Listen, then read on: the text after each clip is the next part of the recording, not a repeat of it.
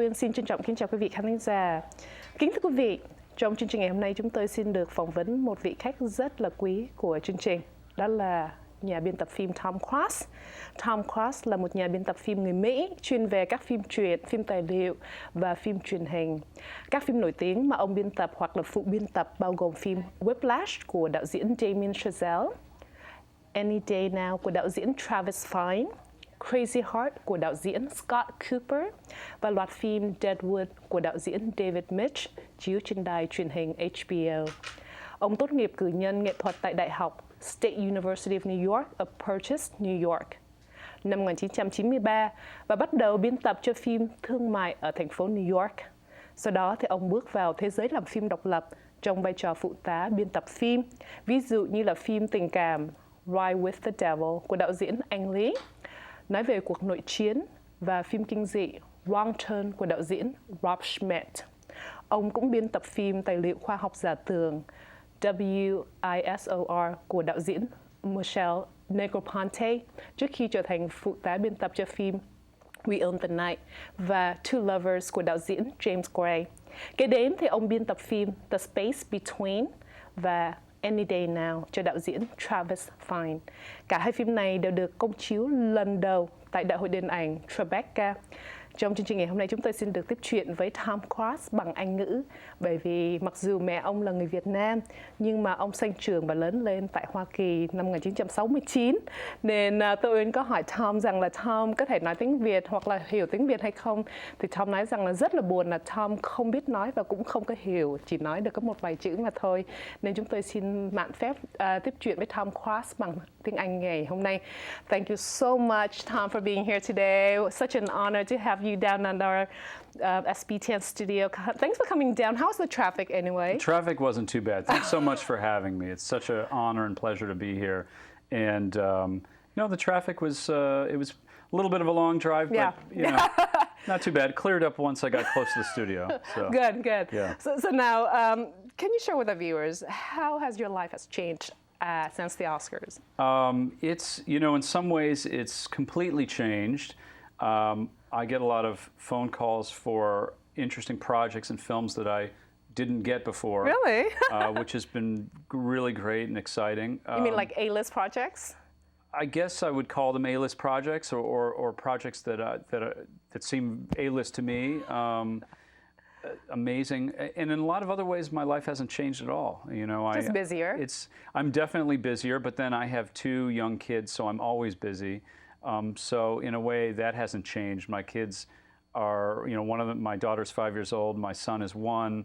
So my daughter is aware of the awards, but it's not really that important to her. She still wants me to play all the time, play with her, and so in a lot of ways, it hasn't changed. It's still the same. Being a dad hasn't changed. No. So now, can you talk a little bit about how you became an editor? Well, yeah, I was always interested in movies from an early age. I grew up going to movies like Star Wars. I loved those movies. James Bond movies. I was a big fan of those movies growing up, and so I was always interested in movies. And my dad always encouraged it. He would introduce me to interesting films, movies directed by Alfred Hitchcock. Oh. An early movie I remember him taking me to see at the public library was this French film called Wages of Fear, which had a big impact on me. I remember seeing, as a young child, I remember seeing the movie Apocalypse Now in the theater. And I was very young at the time, and my parents were very strict. They didn't really like me seeing R-rated movies in the theater. They're very protective. But that one movie was the first R-rated movie I saw in the theater, Apocalypse Now, and they wanted me to see it, and everyone wanted to see it because it was an important movie, about the Vietnam War, and so they made an exception because they thought the movie itself was How old were you then important. When you saw? I think I was about 9 years old. So the movie had an enormous impact on me. When I saw it, I was it was very scary, but I was also very it was very awe-inspiring from a cinematic point of view, and so you know, a lot of movies had big impacts on me growing up. So I got interested in I was always a movie fan, and so I went to I decided that I wanted to go to study film at film school, and so I went to the State University of New York at Purchase. And Never heard of that town before until now. Until now, Yes. right? Well, Yes. it's a small school near New York City, and it has a lot of it's kind of a, you know, has a lot of art conservatories. So the film department is a little small department, a small film conservatory. It's a school that has a lot of performing arts like theater arts and dance and visual arts, and so I went there and I studied film and photography there, and I gravitated toward editing, you know, because I got to learn all the different steps of the process, you know, directing, shooting, even acting, writing, and I gravitated toward editing. I had an amazing professor at SUNY Purchase. Her name was Mimi Arsham. She taught editing, and she was a very she was almost like J.K. Simmons in Whiplash, without the brutality. Right. So she was Without the meanness. Without the meanness. So she really pushed you until you made something better, and she really taught me that you really have to go for it and try to make it excellent, and try to make something work, and not be lazy about it. And so she was a great mentor, a great teacher. And you know, after that, I kind of early on, I decided that I really liked editing. Because in the movies that I watched, I started, you know, I liked all sorts of different movies, but I started seeing a lot of the same names in the credits. And, you know, what I noticed was that I liked, you know, all these different movies, but they were edited by the same person in some cases. And so I started thinking, well, what is that person, what do they do? Right. This is interesting. So, you know, after film school, I really knew I wanted to try to get into editing, and, you know, and that sort of led me to trying to seek out my first jobs in the business. You know, I tried to get editing jobs. So you got your first editing job before you got your BFA or after you got your BFA? In visual arts? After. After, yeah. I graduated Purchase. I got my BFA. I moved to New York City, which was close to Purchase, and I just started pounding the pavement in New York City, trying to see if anyone would hire me. And it's very hard when you're out of college, especially in something like the film business.